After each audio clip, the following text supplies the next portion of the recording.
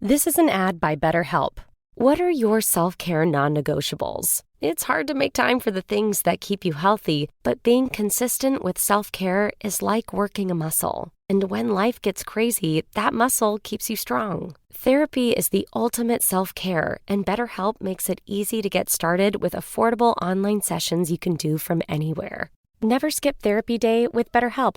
Visit BetterHelp.com today to get 10% off your first month. We acknowledge the traditional owners of country throughout Australia and recognise their continuing connection to land, waters and culture. We pay our respects to their elders past, present and emerging. Hello there and welcome back to another episode of This Song Is Yours. I'm Simon Fink, your host, and today we've got a true legend in the house, Matt Pryor from the Get Up Kids, the rock and emo powerhouse hailing from Kansas City, Missouri, is on this very podcast. But for something different for the pod, Matt is not just here to talk about music. He's recently unveiled his first ever memoir titled Red Letter Days. If you were listening to alternative rock in the late 90s and early 2000s, then this book is a must read. It's a captivating journey from a young musician's humble beginnings to the highs and challenges of forming the Get Up Kids.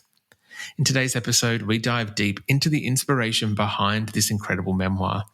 Matt peels back the layers on what prompted him to document these pivotal moments in his life, and we explore his process of revisiting the past and how he's managed to capture these moments with unfiltered candor. And that's not all. We're venturing into the early iterations of emo, unraveling the weight that word held back in the day. It's a conversation that's not just about music, it's about the stories that shaped an era.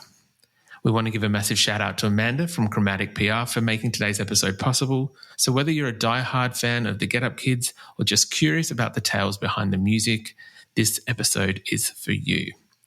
Before we dive into today's episode, please make sure you're subscribed to This Song Is Yours on your favourite podcast platform. Stay in the loop with our latest episodes by following us on social media. All the details are in today's show notes. So thank you for joining us, and let's step into the world of Matt Pryor and the Get Up Kids.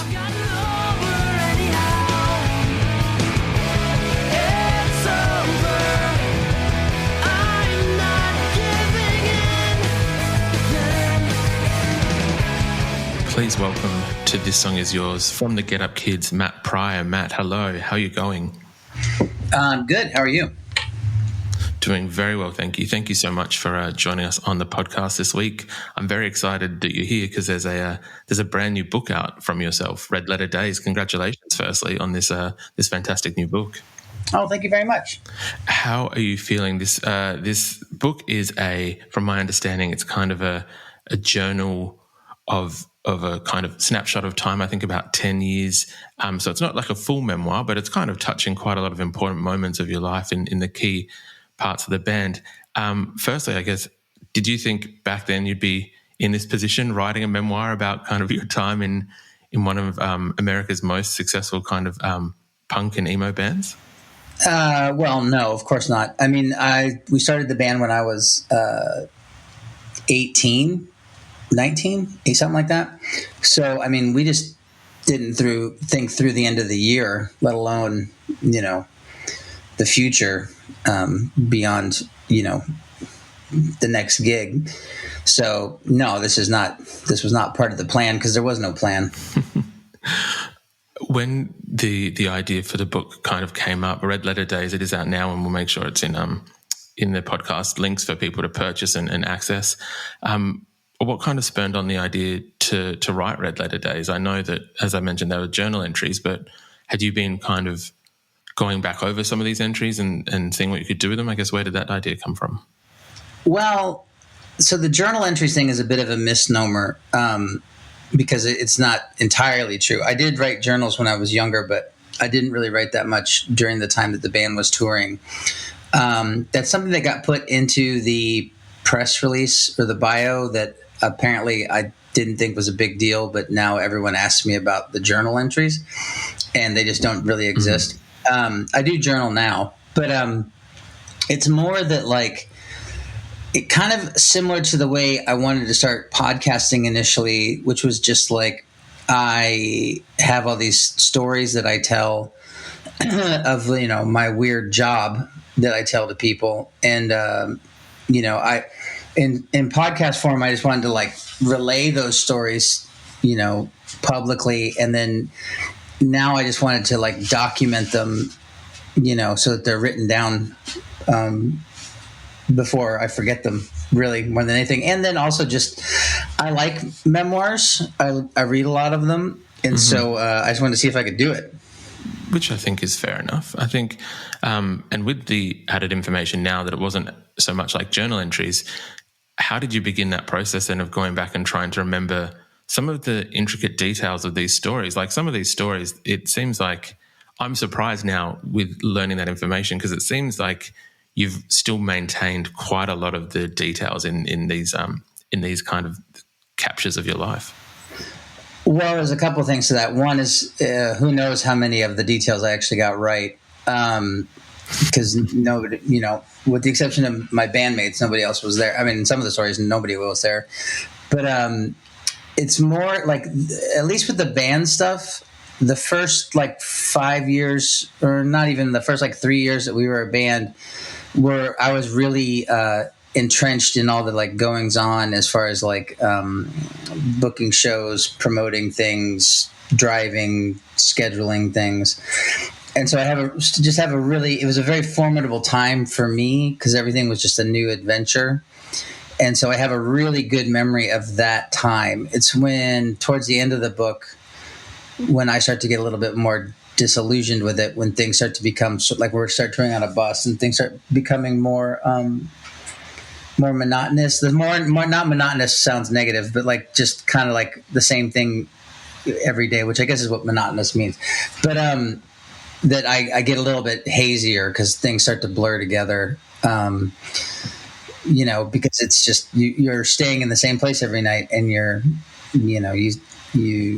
don't have that sort of like sense of adventure as far as like this is a brand new experience. But so I have a pretty good memory of that time. And, honestly, a lot of stuff came back to me as I just sat down and started writing it. Things that I didn't even know that I remembered until I started like, putting pen to paper, or typing into the computer was probably more accurate. I can very much appreciate that. I'd be very curious to know, and I want to touch on it in a little bit in terms of the honesty in your way of writing, but I'd be curious to know, in revisiting a number of these stories, was there ever anything that kind of possibly changed perspective from how you thought it was to now, with time and distance and age, looking back on it, you were able to reassess it in a different light? Well, I intend, like a lot of the stuff in the book from that time period, I'm not that person anymore, and I don't agree with that person anymore, but I was trying to write it from the perspective of the person that I was, and to stay true to that, and to not editorialize. I wanted it to be honest, and I wanted it to be, warts and all. And I didn't want to like, I did edit it in that I tried to not tell anyone else's story, because there's a lot of things, because I'm not a big like partier. So like a lot of the good party stories are not mine. They're other people's stories that I heard the next morning. And I made sure not to like really put a lot of those in there, and to not like, just basically to like tell my own, to be just to stay on my side of the street and not talk about anybody else, and certainly not throw anybody under the bus, which I think I accomplished. But yeah, it was like, the book is written from the perspective of someone who's, 11 to 22. So, that's kind of the mindset I tried to stay in for the book. I don't, I'm 46, almost 47, so I feel pretty differently about things than I did when I was 20. Of course. With some of the stories in this book, as I mentioned, there's a level of honesty and I think candidness that you've written with, which I very much admire. I think that in terms of memoirs, like being a music podcast, try and keep on top of most music memoirs and read those, but yours was one that I found Yeah, very kind of not allowing the reader to be swept up in the grandeur of anything. It was that, yeah, you kind of do seem to be telling it from a place of a very honest and direct perspective. Was there any concern when you went into that in terms of how it would be received or what people might think of that? Again, you're not really disparaging or talking ill of anyone else, so it's not like that. But yeah, I guess what were the thoughts on bearing yourself in such a way? Oh, I was fine with it. As far as how it would be received, I didn't really care, and I still kind of don't, because it's sort of like, I wrote it from kind of a selfish place. Like, I wrote it for my own entertainment and my own enjoyment. And if anybody else likes it, then that's just kind of bonus, you know? No intentions of getting rich off of this book, you know, like it was just something I wanted to do. And it's a form of therapy for sure, the way that songwriting is. But as far as like just being honest, I just didn't feel, you know,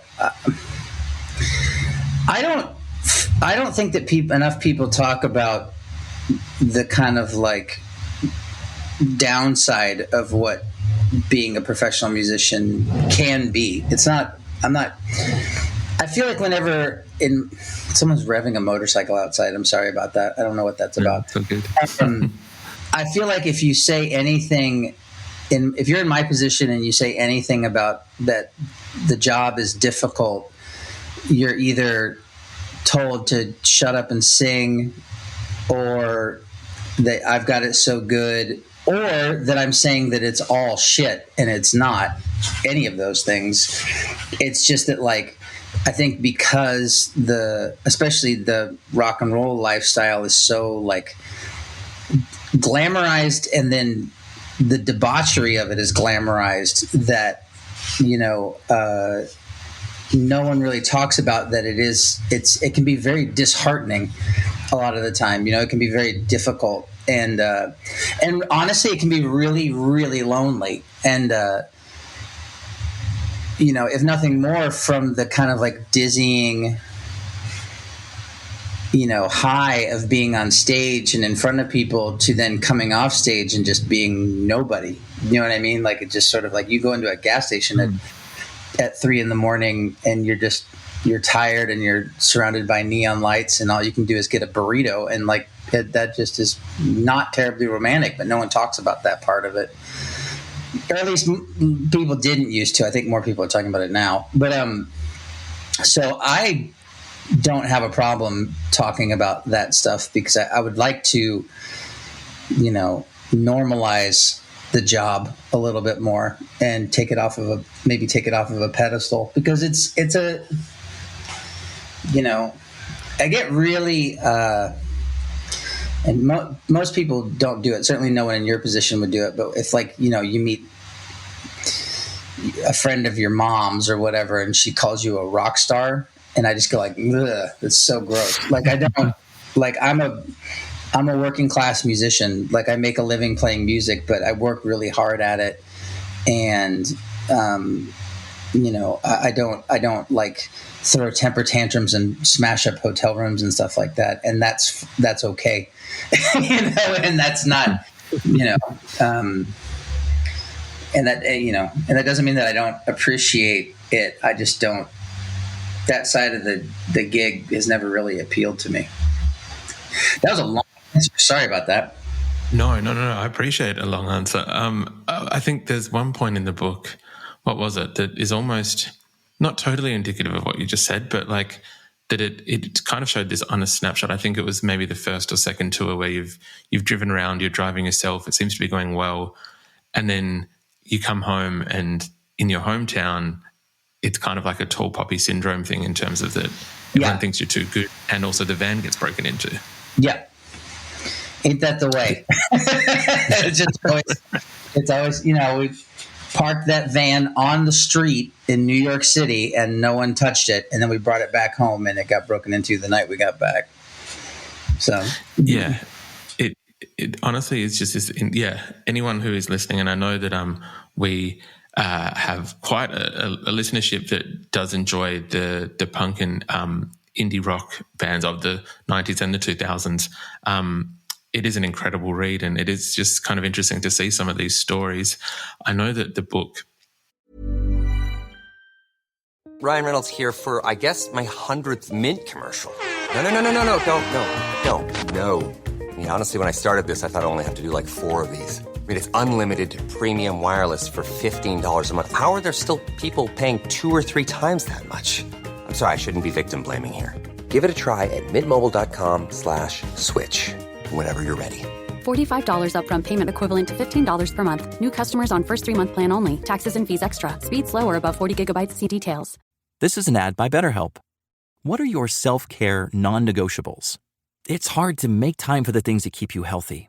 But being consistent with self-care is like working a muscle. And when life gets crazy, that muscle keeps you strong. Therapy is the ultimate self-care. And BetterHelp makes it easy to get started with affordable online sessions you can do from anywhere. Never skip therapy day with BetterHelp. Visit BetterHelp.com today to get 10% off your first month. It kind of finishes off almost at the peak of the Get Up Kids and with kind of like where I feel like it's about to take that next step. And I know a number of people might know you from the early 2000s of touring with Dashboard Confessional or things like that. Is there, or was there a plan for the book to end like that? Are we expecting a second book? Is it a chronicles, if you will? Yeah, I mean, I kind of always pictured it as being like when I started writing down all the stories that I wanted to tell, I realized pretty quickly that there were too many to fit into one book unless it was going to be like the Bible or something. And then, also that there were definite, transition points in the story, at least the story so far up to where I'm, the book doesn't end until I die, I guess. And then, but the first one just being like, all I ever wanted to do was not even be a musician. All I ever wanted to do was play music and go on tour. And then I achieved that. And then I was kind of disillusioned with it at the end of that point, right around the time that things started to like really kind of start to have like more mainstream success, I guess would be the beginning of what could have been more mainstream success. And so, I picture the next volume, I guess, of books would, I don't know if I was going to say chapter, but that's not right. Starts, because if you know the story of the Get Up Kids, you know that like things went really, really well. And then we made a decision to kind of take a left turn, and there was some fallout for that. And so I think that's kind of where, there's a lot of crazy shit that happens from 2000 to 2005, which is what I think the parameters of the next book will be, because this one's 10 years, but, a lot of that 10 years is when I was a kid. And so there's not a whole lot to tell about that other than, normal teenager bullshit. And so, but a lot happened because we kind of like, we sort of like, we're sort of like set the stage in a way for a lot of our friends to, start getting more and more successful. And that's fantastic. But it just sort of like, there's a whole nother kind of arc there as far as like how that affected me and my perception of things and how it affects me now as someone who's, observing it, with hindsight. Of course, I can very much appreciate that. And obviously, as a fan, do look forward to whenever that may be. And you're welcome back on the podcast whenever the second book does come out. Thank you. I would love to kind of get your take on, and I know that in the book it's kind of referred to as the E word. I know I might have used it before. With the resurgence of interest in emo music in punk music. I'm not offended by the word. You don't have to tiptoe around Oh, it. no, I know, but just referring to the E word as it is in the book, I know that, in the last number of years, there kind of has had this gigantic interest in music from that era. I know that When We Were Young Fest is quite big. I'm curious, as someone who, as well documented in this book, was around at the start and in that time during those scenes, what do you kind of make of the resurgence of people's interest in emo music and the kind of scene and culture? I mean, I see it as a positive. I don't, I still feel kind of the same way that I felt when the first time we started getting called emo, which I feel like it's a bit of a misleading and somewhat inaccurate sort of like tag or descriptor, because I kind of feel like all music is emotional if it's any good. And but I mean, as far as like, the thing that I think is the most interesting is that, there was a lot of homogeny when I was coming up touring. It was a lot of like straight white men, right? And there was a few token women, there was a few token people of color, and I feel like, in the modern sense of the word, it's a lot more queer friendly, and just there's a lot more diversity amongst the people who are making the music, and I think that that's a really positive thing. And it's something that like I didn't really touch on in the book, because the person that I was at that time didn't really recognize that. You know what I mean? Like, it was kind of like I didn't really realize that the lack of diversity was something that was even happening, because I was just young, dumb, and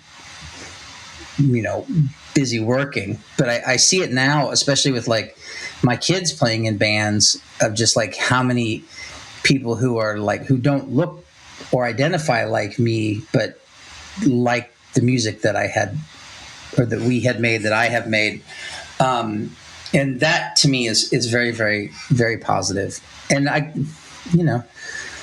we don't really benefit the same way that a lot of bands do. We tend to sort of be like we do fine, like we're kind of like there's no way to say this without sounding arrogant, but kind of like the Pixies are the replacements of the genre, where it's just sort of like we're influential and we do great on our own, but we're not like stadium big. You know what I mean? Like, we're not like, I don't think that's arrogant. I think that's quite apt. Well, I don't want you to think that I'm saying we're as good as either of those bands. But it's just sort of like we're not. I'm not complaining about it. We're not hurting for anything, and I actually prefer being in a sense where there's not as much pressure. But I don't think that, like, when people talk about like we've never been asked to play when we were young. Not that we necessarily would want to, but it just never. It's not something like we don't really get thought of in that same sort of commercial viability as like your Fall Out Boys or My Chem or anybody like that. And nothing against them; they're both great bands. Just that's just the reality of the situation, and it's just something that we've kind of learned over the years. It's just like it's less of a cash grab for us. Like, it's just not.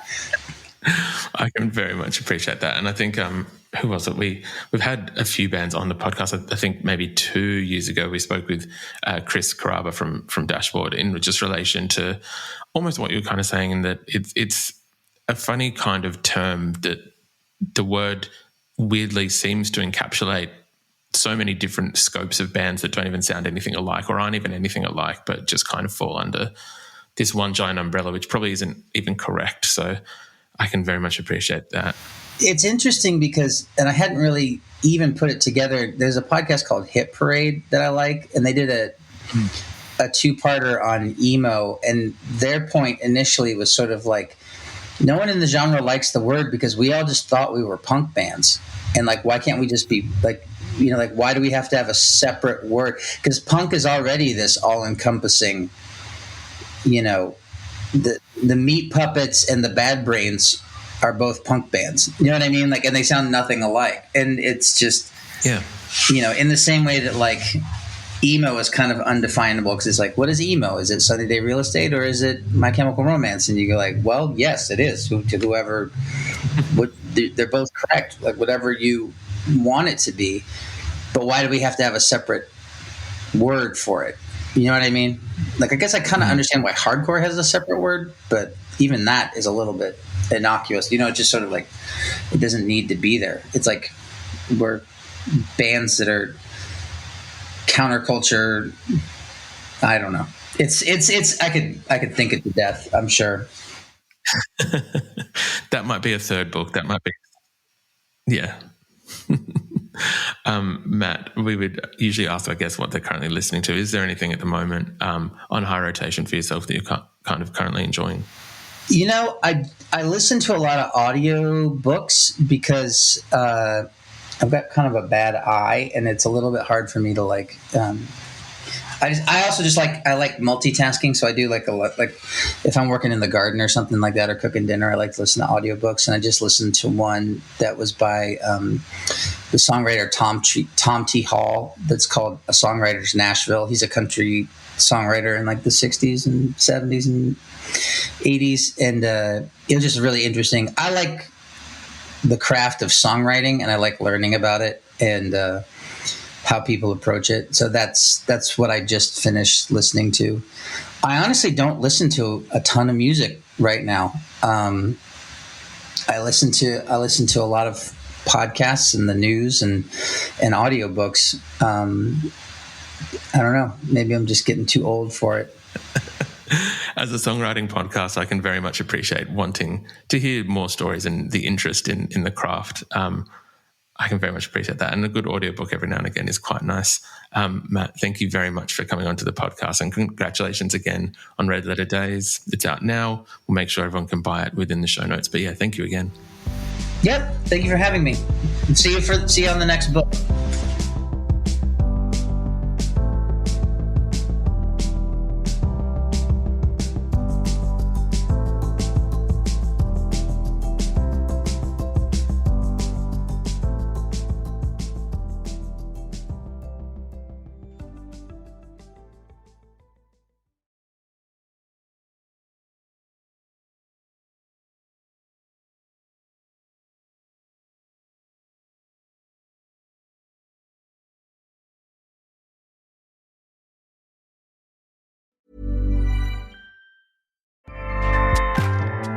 Acast powers the world's best podcasts. Here's a show that we recommend.